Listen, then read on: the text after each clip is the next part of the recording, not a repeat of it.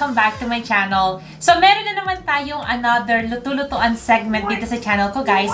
And for today's video, upgraded na yung mga niluluto natin kasi hindi na lang tayo basta nagluluto ng merienda, guys, at paulam-ulam.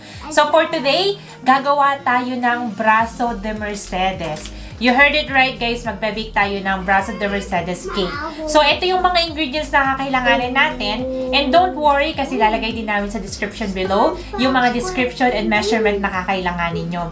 As you can see, guys, ito talagang na-intrigue ako dito kasi wala tayong harina na gagamitin. Interesting. Ano ba yung mga ingredients na kailangan natin? So, kailangan natin ng 10 eggs, 10 large eggs to be exact, vanilla extract, condensed milk, sugar, powdered sugar, tsaka cream of tartar para sa merang natin. Yun lang. Bakit meron tayong ganyan? Ito kasi, well, pwede naman gamitin yung kamay nyo, magkakabraso talaga kayo. Kaya siguro yung tawag dito, Brazo de Mercedes, kasi sa mga panahon noon, wala pang electric mixer.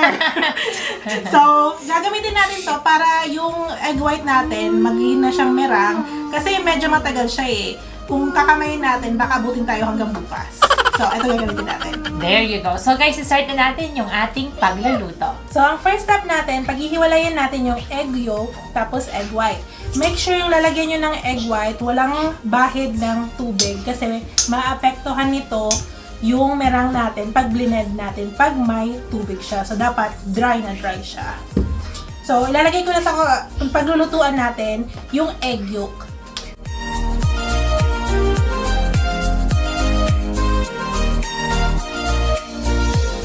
Kinakamay ko siya para make sure na makuha yung lahat ng egg white. Kasi important yung egg white.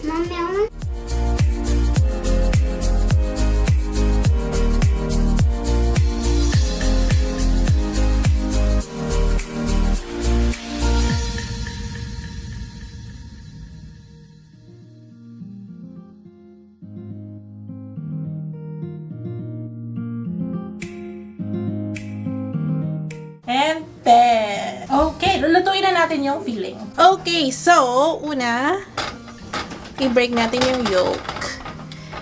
So, tingnan nyo, hindi ko pa to inoon.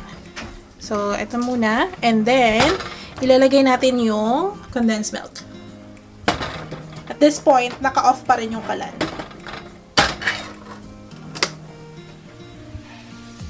Okay. Para walang sayang. I-scrape natin. So, isang bukan. Uubos natin.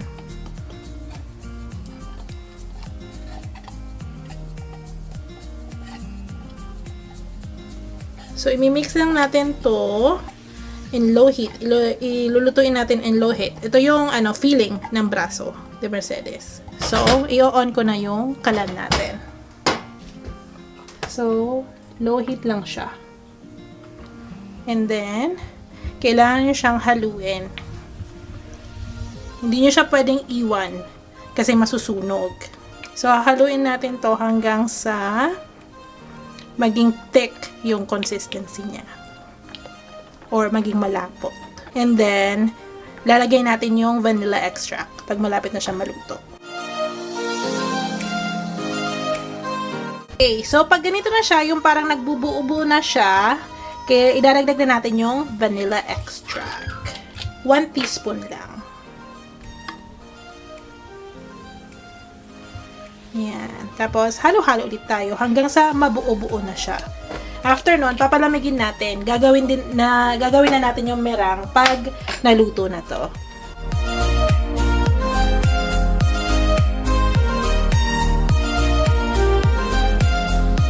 So, pag ganito na yung consistency niya, ready na to. So, itatabi lang natin to para lumamig. Okay, so next, ang gagawin natin is yung merang. Lalagyan mo natin ng 1/2 teaspoon ng cream of tartar. Yan. Okay, so imimix na natin to. Lalagay mo natin to sa medium.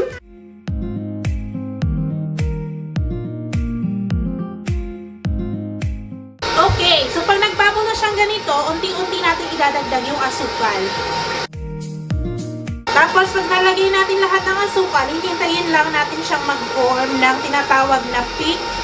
Yung tinatawag na peak, pag tinanggal niya yung whisk, sumasama na siya. Tapos, nag-i-stay yung parang ganyan yan. Okay. So, i-test na natin to kung ready na siya. Papakita ko sa inyo ano yung ibig sabihin ng peak na kanina. So, pag ganyan mo siya, ayan, nakikita nyo yung peak na sinasabi ko? Ganyan. Pag binaligtad nyo, hindi siya malalaglag. Alright, so pag natapos na natin to, kukuha tayo ng baking pan. Tapos, lalagyan natin ng parchment paper sa ibabaw. Tapos, i-sprayan lang natin ng cooking spray. Or, oil, i-brush nyo lang. Okay na yon. And then, ang next step natin is, idadump na natin ito dito. So, kailangan natin ng spatula. Okay, so idadump lang natin siya dito. And then, i-spread out lang natin siya.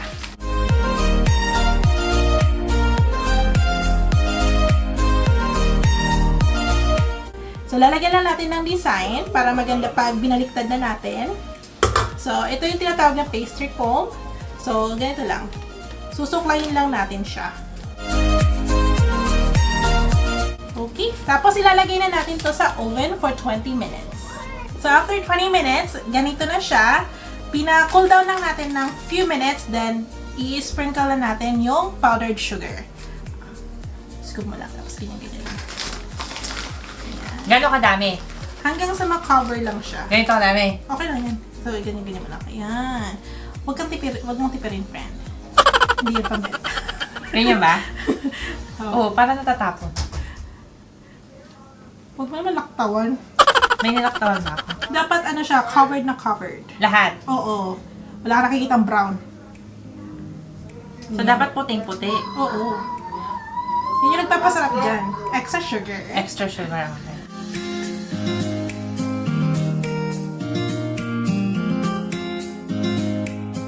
Alright. And then, ang next step is, babalik na rin natin to. Paano natin babalik na rin? Kuha tayo ng isa pang parchment paper, lalagay natin sa taas, tapos isa pang baking pan. So, ito yon, isang parchment paper ulit, tapos baking pan. Tapos, ilagay muna natin yung parchment paper sa ibabaw. And then, ilalagay natin to. And then, mainit siya, kaya kuha ka ng glitter. Mommy. Ayan. Okay. And then, so, tatanggalin natin to. And mariligin na yung nasa loob. Pinaka-iba. Wow. Tatapon na natin. Lagay mo natin. Huwag doon. Gano'n kadami? Hati? Oh, mga 3/4. 3/4 na kami. Sige. So, lagay mo lang siya sa gitna, tapos spread mo siya.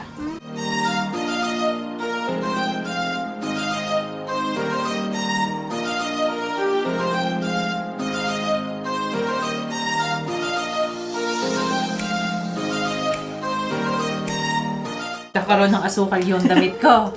Ganda talaga ng color choice natin. Itim. Para makita lahat.